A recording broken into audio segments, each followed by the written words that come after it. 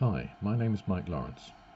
This video is one of a set which is intended to provide a different interpretation of the experimental results that constitute the foundation of current physics. It is clear that the present explanation for what we see in the universe is good in many ways, but it is missing an overall coherence. My view is that we need to look at physics with new eyes and consider an interpretation that explains most things well, even if it does question just about everything. I do not disagree with any experimental results, only the interpretation of those results. And I do not say that the hypothesis that I'll be talking about in these videos is the theory of everything, and that everything I suggest is correct, but it is a start. Each video in the set will cover an aspect of physics.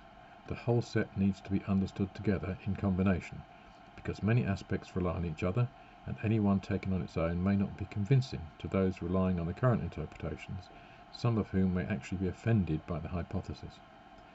There will be links in the videos to other videos in the set that cover closely related or overlapping aspects.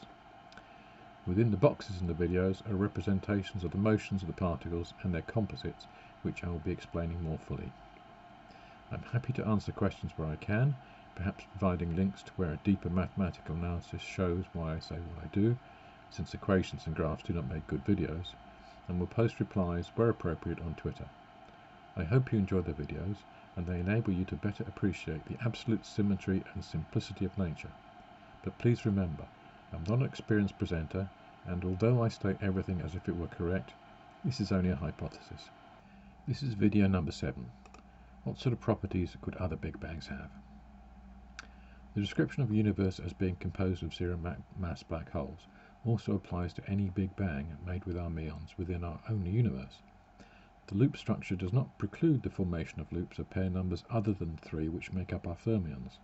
However, 3 is the smallest pair number that permits the formation of atoms due to the threefold asymmetry of the quark loops, which need to be balanced by 3 loops asymmetries in order to make a stable stack of loops. Such a stable stack will always need 3 colors, really relative asymmetry angles about the rotational axis of the loops, and so in a slow-moving stack where loop spin orientations alternate along the stack, it will always have a net 1/2 Planck's constant stack spin.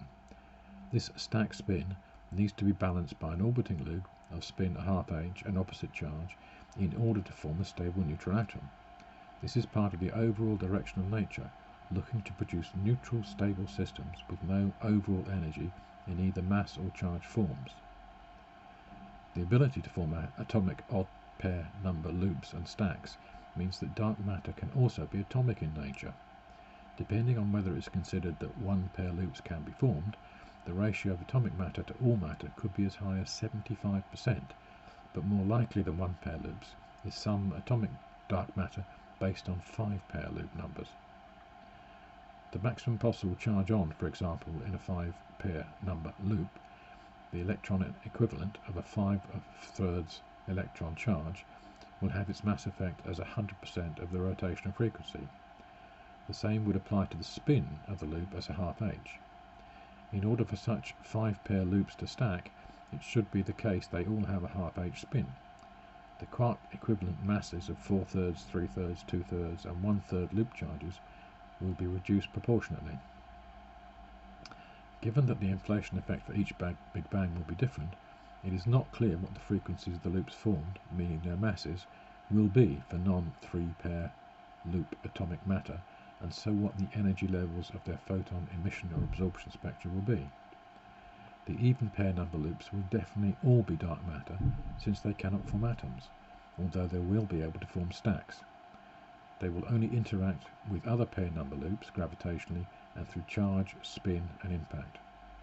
Different pair number loops cannot stack with each number because their asymmetries do not allow an overall balance to form a stable stack with a charge appropriate to the local mixed environment.